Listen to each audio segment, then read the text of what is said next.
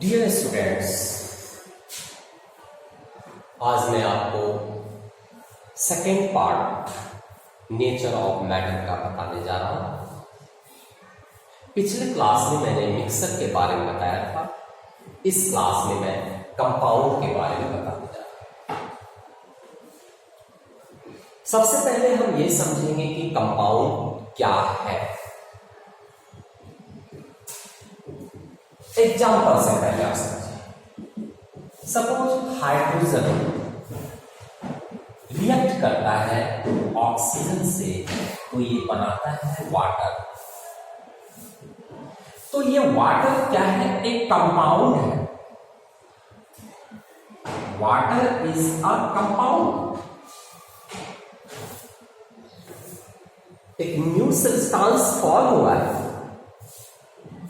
इसका एक particular ratio है, इसकी प्रॉपर्टी हाइड्रोजन की प्रॉपर्टी से अलग है, इसकी प्रॉपर्टी ऑक्सीजन की प्रॉपर्टी से अलग है।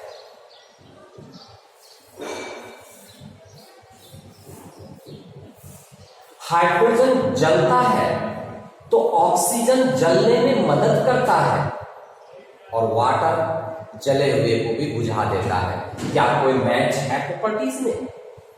नहीं। तो हम कंपाउंड को कैसे समझें, कैसे डिफाइन करें कंपाउंड को? यानी a substance is form when two or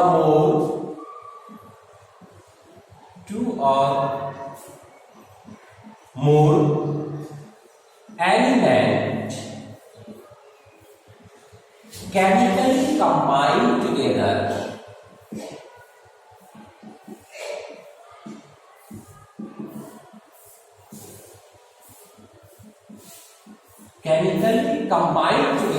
in fixed proportion by weight with new properties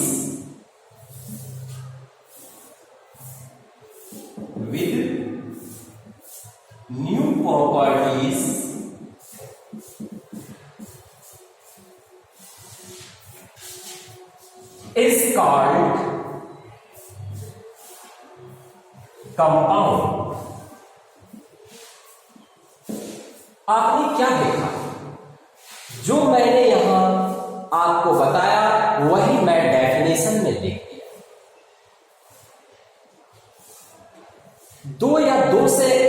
दो से अधिक एलिमेंट कंबाइन करके एक सब्सटेंस बन सकता है जिसकी की रेशियो, मास रेशियो इक्वल रहेगा। ऐसा नहीं है कि 4 हाइड्रोजन हो जाएगा तो वाटर बन जाएगा, या 4 एटम ऑफ ऑक्सीजन हो जाएगा तो वाटर बन जाएगा। ऐसा नहीं है। यह ऑलवेज फिक्स रेशियो में ही आएगा, फिक्स प्रोपोर्शन में ही आएगा, तभी बनेगा, जैसा कि मैंने यहां लिखा।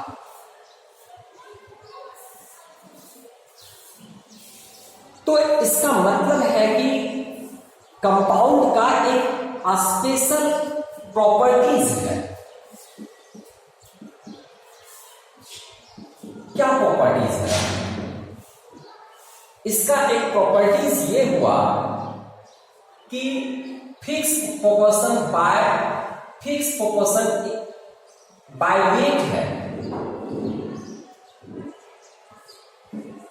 Fix proportion by weight. ये बाय वेट फिक्स प्रोपोर्शन कैसे है, आप इसको समझें। यहां पर आप देख रहे हैं हाइड्रोजन का एटॉमिक मास कितना होता है? 2 होता है। तो इसकी यहां पर 4 ग्राम वेट हो गया इसका। ऑक्सीजन है, ऑक्सीजन की एटॉमिक मास कितना होता है? 16 होता है, 2 है, तो ये 32 हो गया, 32 ग्राम ऑक्सीजन हो गया। ठीक। अब इसका आप प्रोपोर्शन देखें, रेशियो देखें, तो 4 ratio 32, it means this equal to 1:8। तो ये हमेशा वाटर जब भी बनेगा जब इन हाइड्रोजन और ऑक्सीजन की मास के रेशियो 1:8 होगा। सपोज आपने हाइड्रोजन अधिक ले लिया, सपोज आपने हाइड्रोजन ले लिया 8 ग्राम और ये मिला 32 ग्राम। उस कंडीशन में आपका 4 ग्राम हाइड्रोजन जो है वो लेफ्ट रह जाएगा और 4 ग्राम हाइड्रोजन जो है 32 ग्राम ऑक्सीजन से रिएक्शन करके और आपका बन जाएगा वाटर। यानी अगेन इसका रेशियो सेम रहेगा, अन्यथा वाटर का फॉर्मेशन नहीं होगा। तो वही एक प्रॉपर्टी है फिक्स्ड प्रोपोर्शन बाय वेट। दूसरी इसकी प्रॉपर्टीज आप ये देख सकते हैं कि properties of constituents, properties of its constituents is different from the compound। Compound की प्रॉपर्टी से, जैसे मैंने आपको बताया कि पानी का काम है आग बुझाना और यहां दोनों आग को मदद करता है। हाइड्रोजन खुद जलने फ्यूल्स के रूप में यूज होता है, खुद जलता है, और ऑक्सीजन आपको पता है कि कोई भी चीज बिना सब ऑक्सीजन के सपोर्ट से नहीं जल सकता। एक खुद जलने वाला है, दूसरा जलने में मदद करने वाला है। दोनों का प्रॉपर्टीज जलने से है तो इसका प्रॉपर्टीज बुझने से है। इसका मतलब क्या, प्रॉपर्टीज ऑफ इट्स कॉन्स्टिट्यूएंट्स, जो जिस चीज का ये बना हुआ है उसकी प्रॉपर्टीज कंपाउंड की प्रॉपर्टी से बिल्कुल डिफरेंट है, entirely different. Properties of its constituents is यहां लिख सकते हैं entirely different from the compound. Compound से बिल्कुल उसकी प्रॉपर्टीज अलग होती है। तो कंपाउंड क्या है, उसकी डेफिनेशन क्या है, उसकी प्रॉपर्टीज क्या है, हम ये समझ रहे हैं। पहला चीज हमने ये समझा कि उसकी वेट जो है फिक्स प्रोपोर्शन बाय वेट होता है, प्रॉपर्टीज डिफरेंट होता है। और इसकी प्रॉपर्टीज क्या हो सकता है, कंपाउंड की और प्रॉपर्टीज क्या हो सकता है, तो आप बता सकते हैं एक चीज और। जैसे आपका कार्बन है, कार्बन जब ऑक्सीजन से रिएक्शन करता है तो आपको पता है कार्बन डाइऑक्साइड बनता है और इसमें हीट प्रोड्यूस होता है। हीट को इस तरह से इंडिकेट करते हैं, हीट प्रोड्यूस। इसमें रिएक्शन, इसमें भी हीट प्रोड्यूस हो जाएगा। यदि रिएक्शन कार्बन जल रहा है, हीट प्रोड्यूस हो रहा है और यह एक कंपाउंड है। उसके बाद आप ऐसे भी देख सकते हैं कैल्शियम कार्बोनेट। कैल्शियम कार्बोनेट एक कंपाउंड है। जब इसको हम हीट करते हैं, यानी देते हैं, इस कंपाउंड में हीट देते हैं, तो फिर ये अलग अलग कंपाउंड बन जाता है। कैल्शियम ऑक्साइड बन जाता है और कार्बन डाइऑक्साइड बनता है। यह भी कंपाउंड बनता है। एक कंपाउंड से दो कंपाउंड बनता है, लेकिन इसमें हीट देना पड़ता है। तो कंपाउंड का एक यह भी प्रॉपर्टीज है कि हीट आइदर बी इवॉल्व यहां हो रहा है, निकले और एब्जॉर्ब। हीट जब भी केमिकल कंपाउंड का फॉर्मेशन होगा, जब करेंगे, या तो हीट ही उससे निकलेगा या हीट देना पड़ेगा, जबकि मिक्सर में ऐसा नहीं है। मिक्सर आप नमक मिला दीजिए, मूंगफली डाल दीजिए, उसमें ऑयल डाल दीजिए, बना लीजिए मिक्सर। एनर्जी ना इवॉल्व होगा, ना एनर्जी आपको देने की जरूरत है, फिजिकली उसको मिला लेंगे, मिक्सर तैयार। But it is not in the case of compound. Compound के केस में ऐसा नहीं है। कंपाउंड की एक विशेषता और भी होती है। कंपाउंड की विशेषता एक यह है कि melting point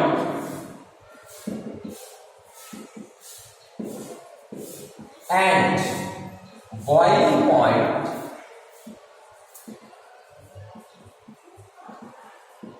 is fixed. Melting point, boiling point इसका फिक्स्ड होता है, क्योंकि सभी एलिमेंट का जो कॉन्स्टिट्यूएंट है वो भी बाय मास फिक्स होता है। जैसे यदि मेल्टिंग पॉइंट वाटर की बॉइलिंग पॉइंट यदि वाटर की 100 डिग्री सेंटीग्रेड है, तो दुनिया की कोई भी वाटर, कितना भी वाटर आप ले लेंगे, उसकी बॉइलिंग पॉइंट 100 डिग्री सेंटीग्रेड ही रहेगा। पर मिक्सर के केस में ऐसा नहीं होता है। तो आप क्या देख रहे हैं?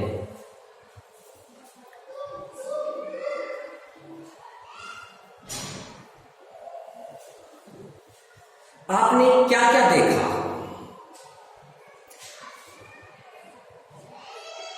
तीन प्रॉपर्टीज देखा। कंपाउंड किसे कहते हैं,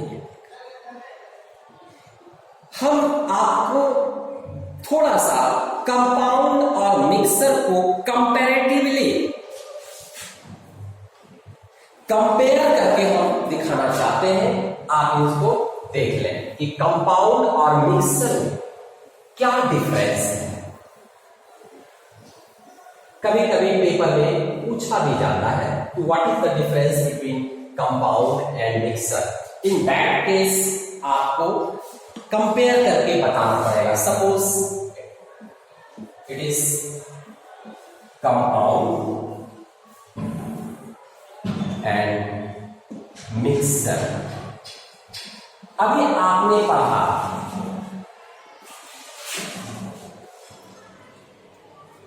कंपाउंड मिक्सर को फिजिकली उसके कंस्टिट्यूएंट्स को सेपरेट कर सकते हैं।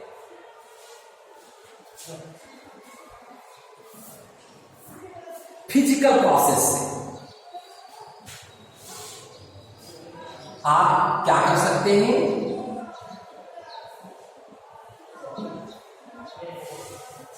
Constituents of the mixer, constituents of the mixer can be separated by physical process। Physical process से हम उसको अलग कर सकते हैं कंस्टिट्यूएंट्स।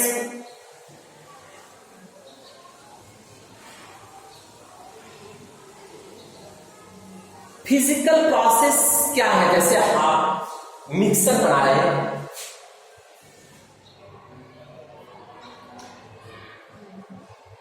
एक मिक्सर बना दिया, राइस और व्हीट को मिला दिया, दैट इज ऑल्सो मिक्सर। तो आप हाथ से उसको चुन करके अलग कर सकते हैं। लेकिन इस केस में यदि आपने हाइड्रोजन और ऑक्सीजन को मिला दिया तो उसे हाथ से चुन करके अलग नहीं कर सकते या फिल्टर करके अलग नहीं कर सकते। तो constituents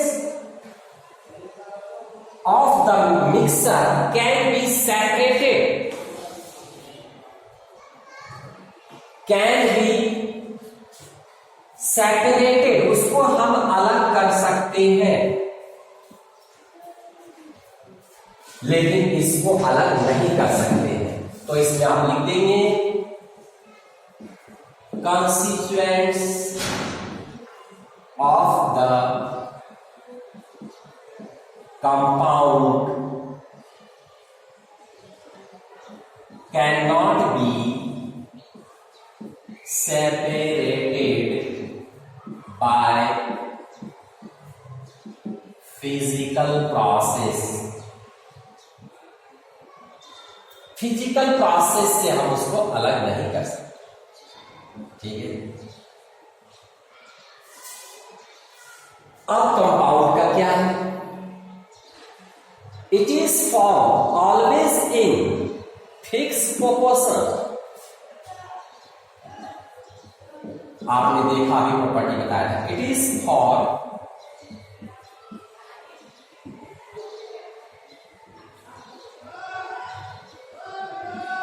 always in fixed proportion by weight। पर इसमें क्या है? It can be formed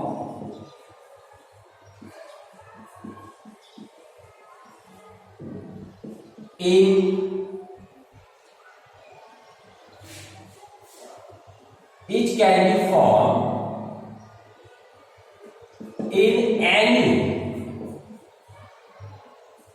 proportion of its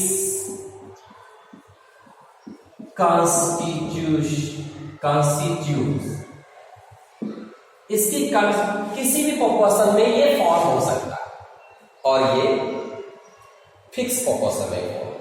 आपने अभी मैंने आपको बताया था कि कंपाउंड का melting point, boiling point fix होता है।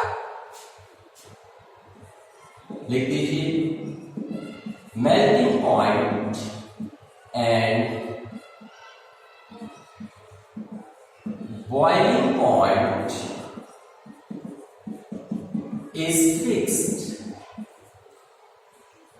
इसमें क्या है? फिक्स नहीं होता है।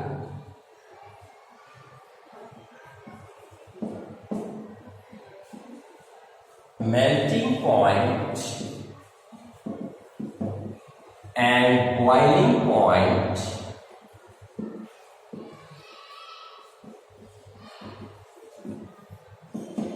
is not fixed।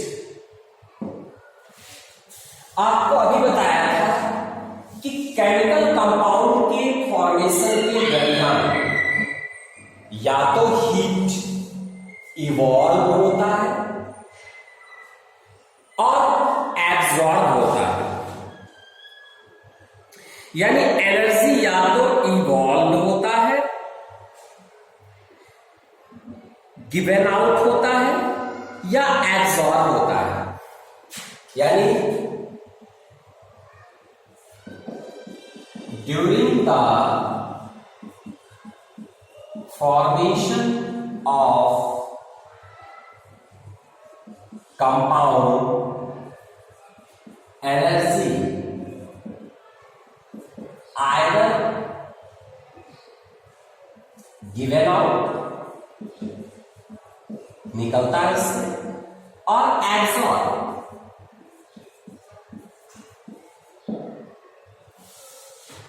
इसमें आप क्या देखेंगे? There is no role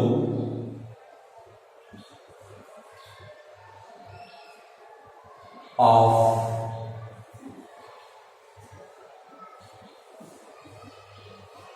energy का इसमें कोई रोल नहीं होता है। आप उसको फिजिकली मिक्स करके बना सकते हैं, या इसको आप इसी लैंग्वेज में लिख लीजिए कि एनर्जी नाइदर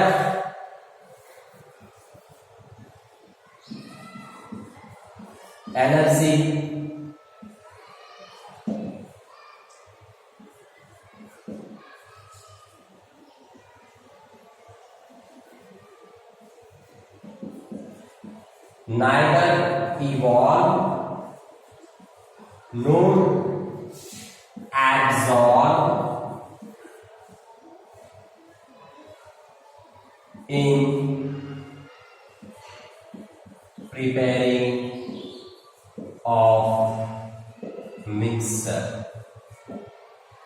मिक्सर तैयार करने में ना तो एनर्जी इवॉल्व होता है और ना ही एनर्जी उससे निकलता है और ना एब्जॉर्ब होता है।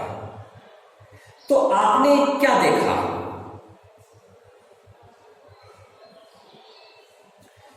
Constituents of compound cannot be separated by physical method. It is form always in fixed proportion. Melting point and boiling point fix होता है। ये सब आपने देखा। उसके बाद एक और भी मैंने आपको बताया था कि the properties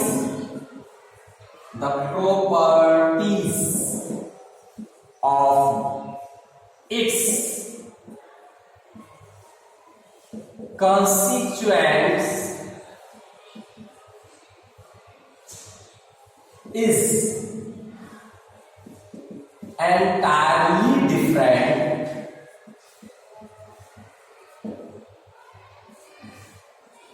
from its compound। पर इसमें क्या है? The properties of its constituents is same as in the mixer. जैसा मिक्सर में है उसकी प्रॉपर्टीज वैसा ही है। तो मैंने आपको कंपेयर कर दिया, क्योंकि बीच बीच में मैं देखता हूं कि किसी किसी पेपर में पूछ दिया जाता है what is the difference between compound and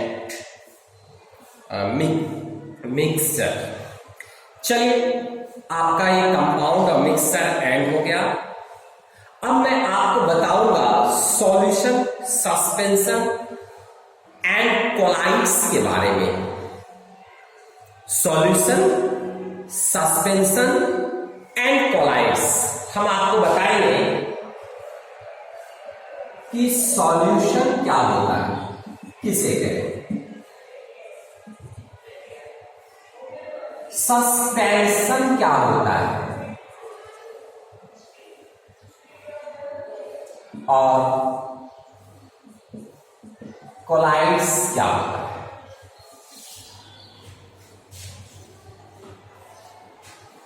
suspension क्या है? स्पेलिंग गौर कीजिए। सस्पेंशन की स्पेलिंग, जो कुछ लिखा जाता है उस पर आप थोड़ा गौर करेंगे, क्योंकि आपको एग्जाम में भी लिखना है। सस्पेंशन में सब जगह सिंगल एस होता है।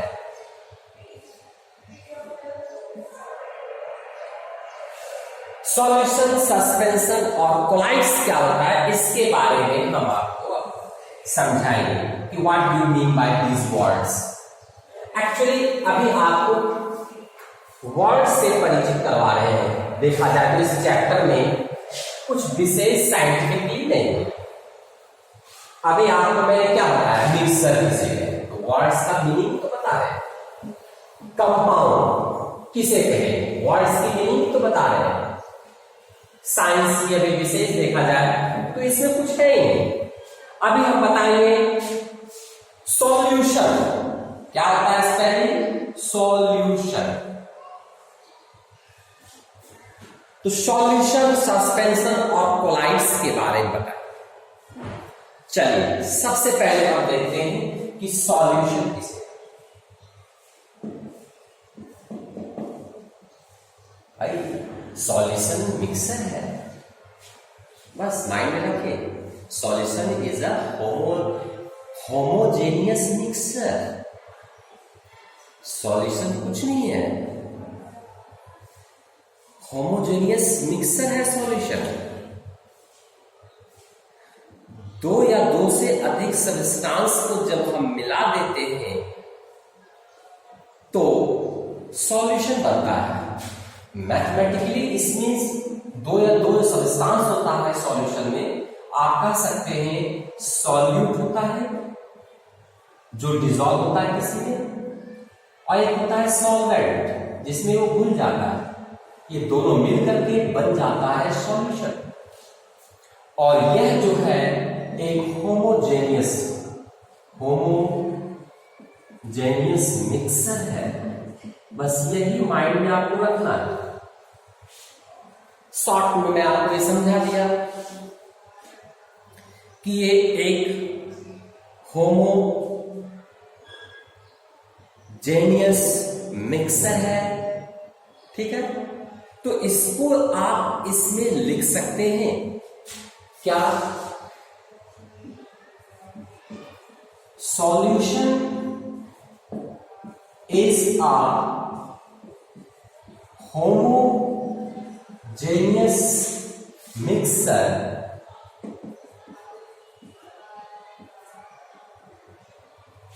ठीक है। सॉल्यूशन क्या है जी? Solution is a homogeneous mixture किसका? ऑफ टू और मोर सबस्टांसेस, दो या दो से अधिक सबस्टांसेस का होमोजेनियस मिक्सर है कॉल्ड सॉल्यूशन।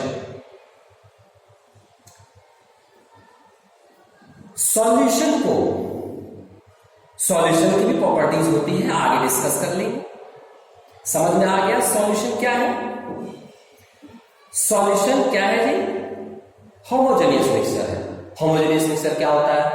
बिल्कुल यूनिफॉर्मली मिक्स्ड होता है। नेट आइस से हम सॉल्यूट पार्टिकल्स को देख नहीं सकते हैं, हम कुछ देर तक उसे छोड़ देंगे, सेटल डाउन नहीं होगा। आगे बात करेंगे, ये सब इनकी प्रॉपर्टीज में आ जाए। अब हम देख लेते हैं सस्पेंशन किसे कहते हैं। Suspension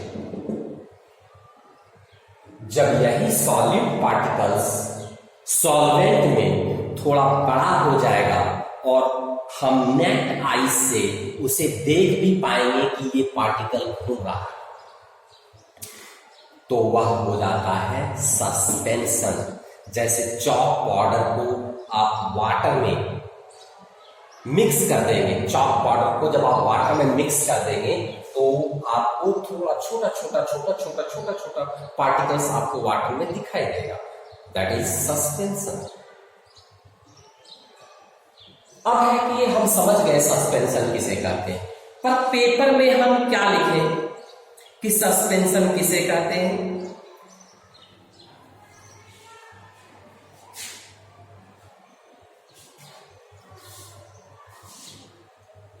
suspension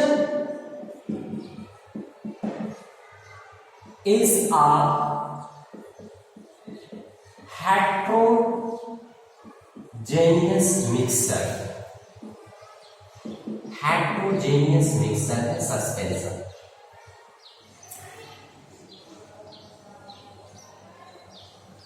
in which solid particles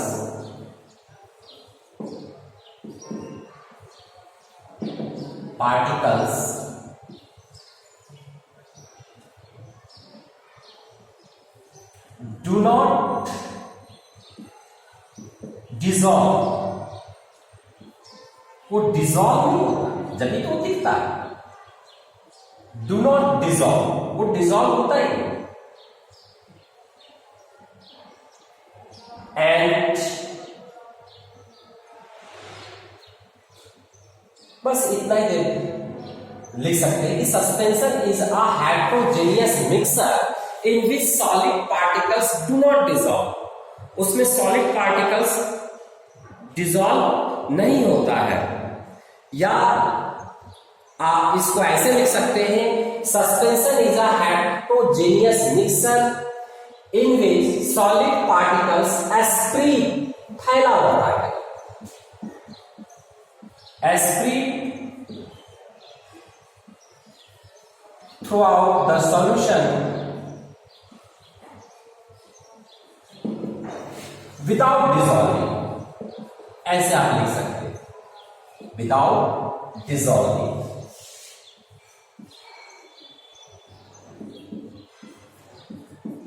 बिना डिसॉल्व किए हुए सॉलिड पार्टिकल्स, क्या होता है, बिना डिसॉल्व किए सॉलिड पार्टिकल्स स्प्रेड होता है, फैला होता है, जिसको कि हम माइक्रोस्कोप से या कैसे भी देखा जा सकता, लेकिन सॉल्यूशन में माइक्रोस्कोप से भी हम उस पार्टिकल्स को नहीं देख सकते। समझ में आ गया सस्पेंशन? और कोलाइड्स क्या है?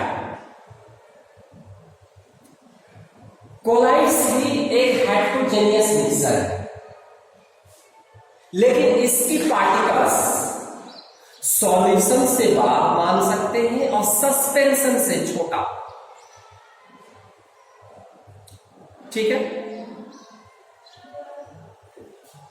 कोलाइड्स क्या है?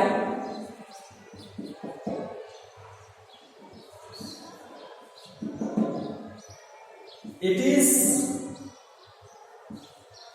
a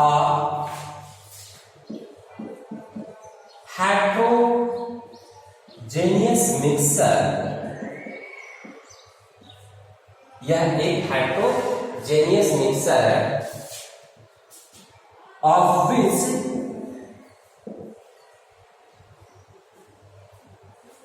size of the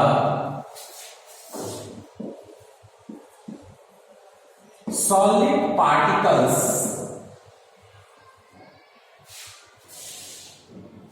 solid particles की जो साइज है,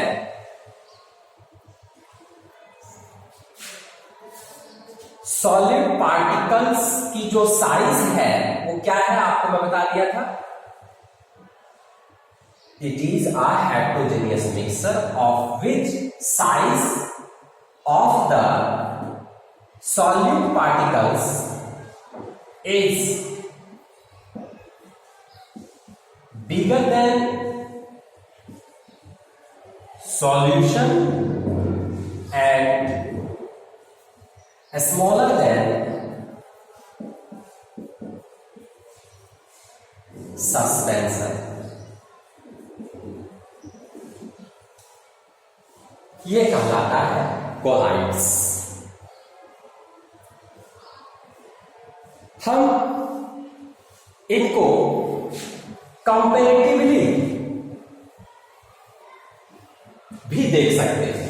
हम इनकी प्रॉपर्टी सॉल्यूशन और सस्पेंशन को हम कंपेयर भी कर सकते हैं, इनकी पार्टिकल्स को कंपेयर कर सकते हैं।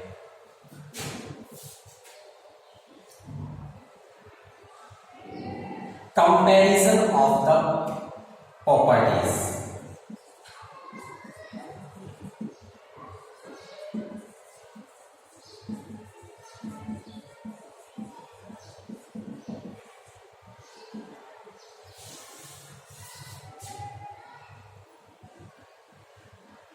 अब इनका कंपैरिजन है सॉल्यूशन, और इधर ले लीजिए आप सस्पेंशन। इन दोनों में क्या है?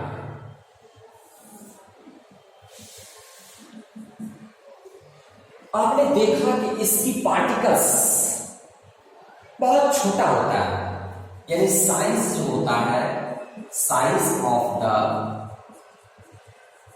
पार्टिकल्स जो होता है 10⁻⁻8 सेंटीमीटर होता है, जिसको कि हम देख ही नहीं सकते।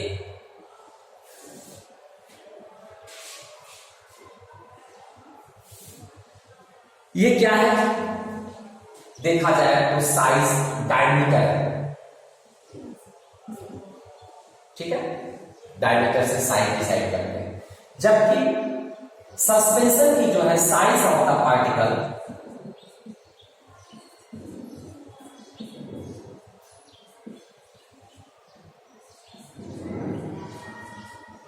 10⁻⁻5 सेंटीमीटर होता है, यानी क्या टी।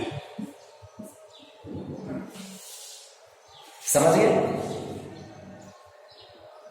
तो एक तो ये कंपेयर हो गया, हम इसकी साइज से कंपेयर कर दिए। दूसरा, अभी आपको मैंने बताया था कि सॉल्यूशन क्या है, होमोजेनियस मिक्सर है ये, जबकि ये क्या है, heterogeneous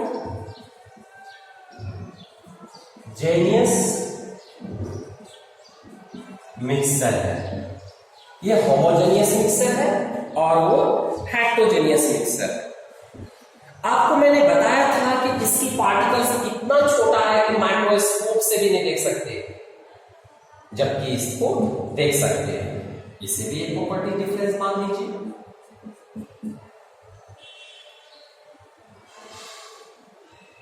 particles can be seen with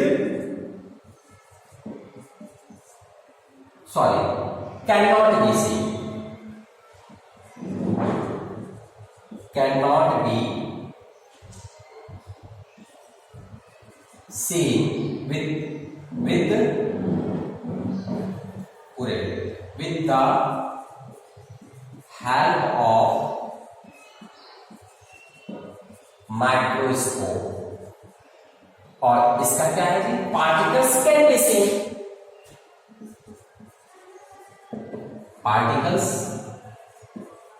can be seen with the help of microscope।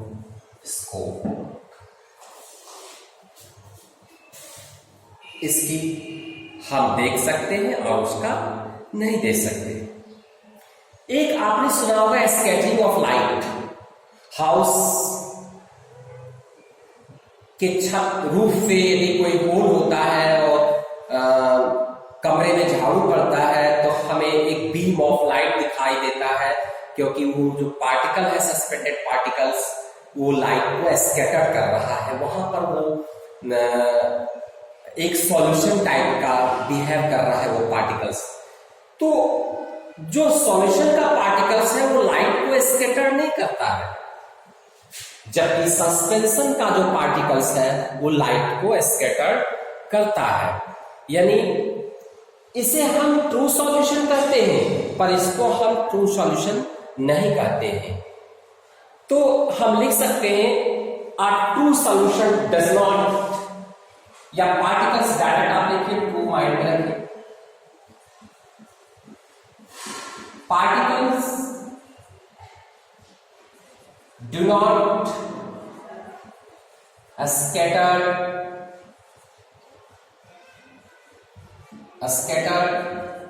the beam of light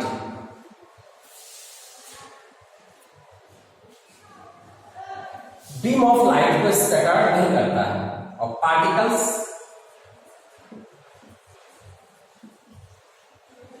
scatter the light,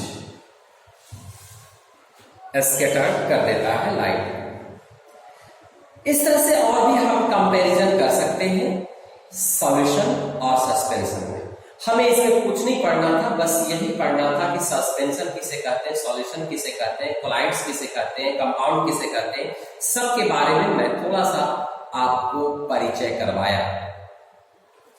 इसके बाद हम पढ़ेंगे कॉन्सेंट्रेशन ऑफ सॉल्यूशन क्या है। These last topics for this period.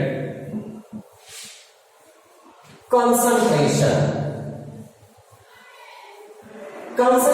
का मतलब होता है, एक तरह से देखा जाए, आम भाषा बोल सकते हैं कि मात्रा, सॉल्यूट की मात्रा कितनी है सॉल्यूशन में, उसी को हम कंसंट्रेशन कहते हैं।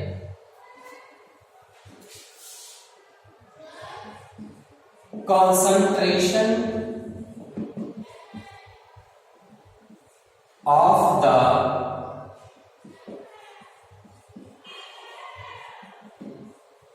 सॉल्यूशन, कंसंट्रेशन जो है सॉल्यूशन का किसे कहते हैं।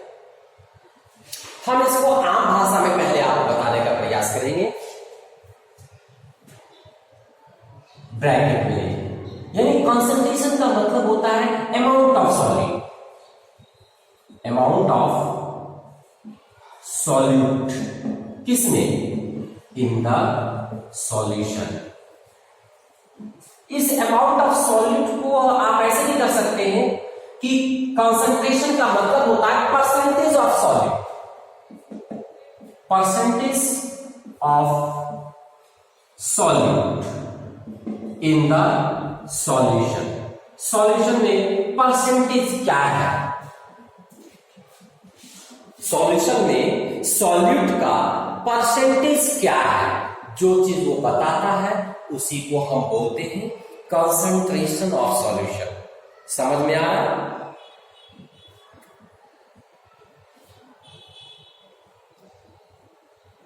यानी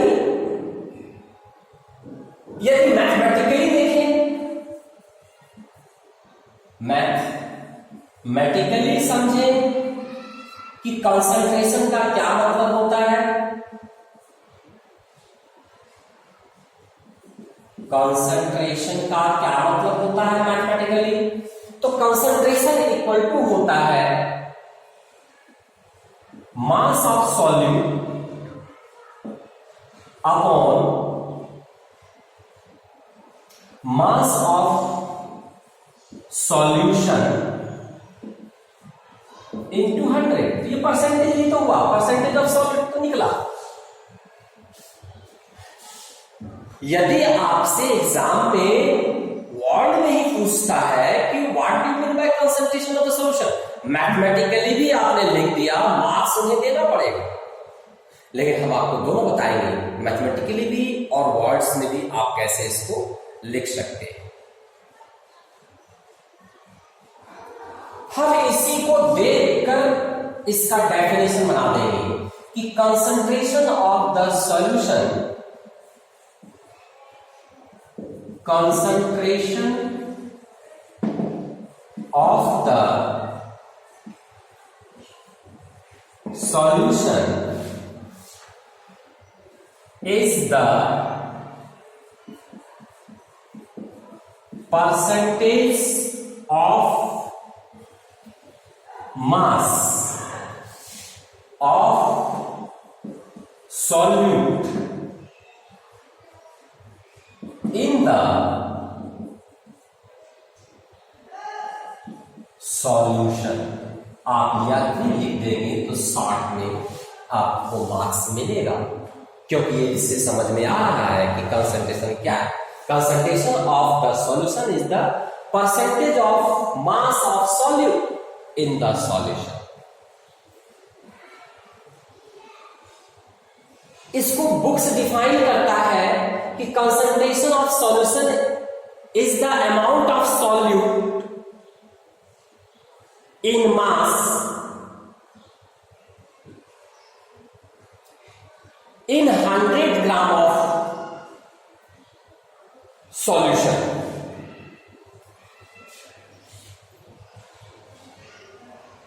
ठीक है, दूसरे शब्दों में भी आप इसको डिफाइन कर सकते हैं, the mass of solute in gram present in 100। दूसरे शब्दों में इसको आप इसको डिफाइन कर सकते हैं, और mass of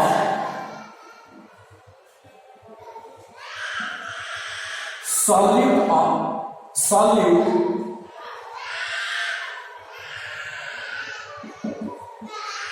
in gram in 100 gram of the solution।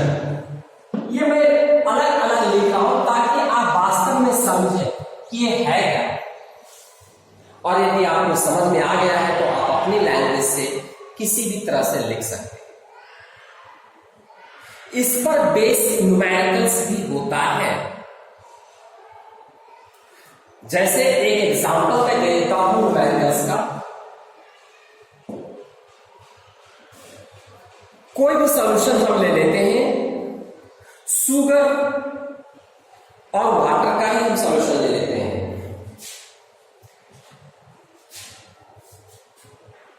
A solution is a solution contains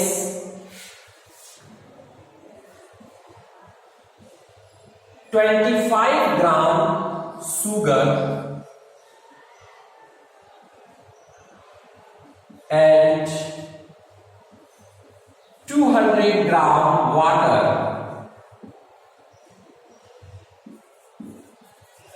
What is the concentration of the solution? ये पूछा गया क्वेश्चन कि a solution contains 25 gram sugar. एक सॉल्यूशन है जिसमें 25 ग्राम सॉल्यूशन है। क्या है? 25 ग्राम सॉलिड हो गया। और यानी a solution contains 25 gram solution, solution में शुगर कितना है?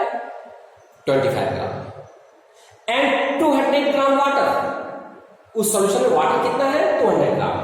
पूछा क्या जाता है? What is the concentration of the solution? उस सॉल्यूशन का कंसंट्रेशन क्या है, ये पूछा जाए। ठीक है, हम निकाल लेंगे इस फॉर्मूले को अप्लाई करके। तो हम फॉर्मूला लिखते हैं पहले। Concentration equal to mass of solute upon mass of solution into 100। अब मास ऑफ सॉल्यूट दिया हुआ है, मास ऑफ सॉल्यूट कितना दिया है? 25 ग्राम। मास ऑफ सॉल्वेंट, वाटर क्या है? सॉल्वेंट है। कितना दिया गया है? 200 ग्राम। तो आप कंसंट्रेशन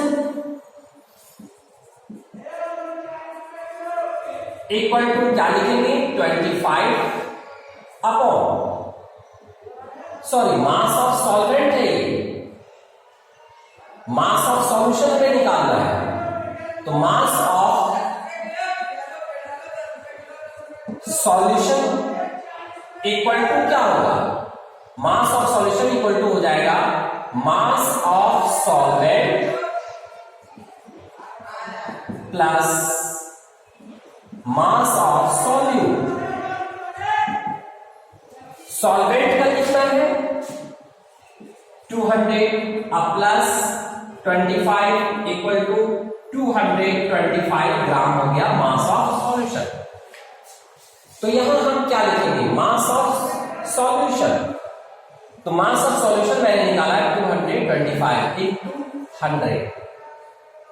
तो आप इसको आप काट दीजिए, 25 9 जा, तो इट मीन्स 100 अपॉन 9%, यानी 100 अपॉन 9 जो हो गया वो क्या हो गया जी? कंसंट्रेशन हो गया। इसको परसेंट में आप डिनोट करेंगे, कंसंट्रेशन ऑफ द सॉल्यूशन निकल गया। मैं समझता हूं कि आपको समझ में आ गया होगा। फिर से आप देखें, एक प्रॉब्लम है, सॉल्यूशन है। A solution contains 25 gram sugar है, 200 ग्राम उसमें वाटर है। पूछ रहा है what is the concentration of solution. Concentration का फॉर्मूला होता है mass of solute upon mass of solution into 100। तो मास ऑफ सॉल्यूट तो दिया हुआ था 25 ग्राम, मैंने लिख दिया। मास ऑफ सॉल्यूशन नहीं दिया हुआ था। और mass of solution equal to क्या होता है? Mass of solvent plus mass of solute. तो mass of solvent means water, water की मास दिया हुआ था 200 ग्राम, मैंने ऐड कर दिया। और सॉल्यूट का दिया हुआ था 25 ग्राम, ऐड करके आ गया 225 ग्राम। फिर मैंने सॉलिड का मास अपॉन सॉल्यूशन का मास इंटू 100 करके सॉल्व किया। 100 अपॉन 9% आ गया क्या, कंसंट्रेशन ऑफ द सॉल्यूशन। तो इसी तरह से आप कंसंट्रेशन निकालेंगे और इस तरह से आज आपका कंसंट्रेशन समाप्त होगा। नेक्स्ट टॉपिक्स हम नेक्स्ट क्लास में स्टार्ट करेंगे। Thank you.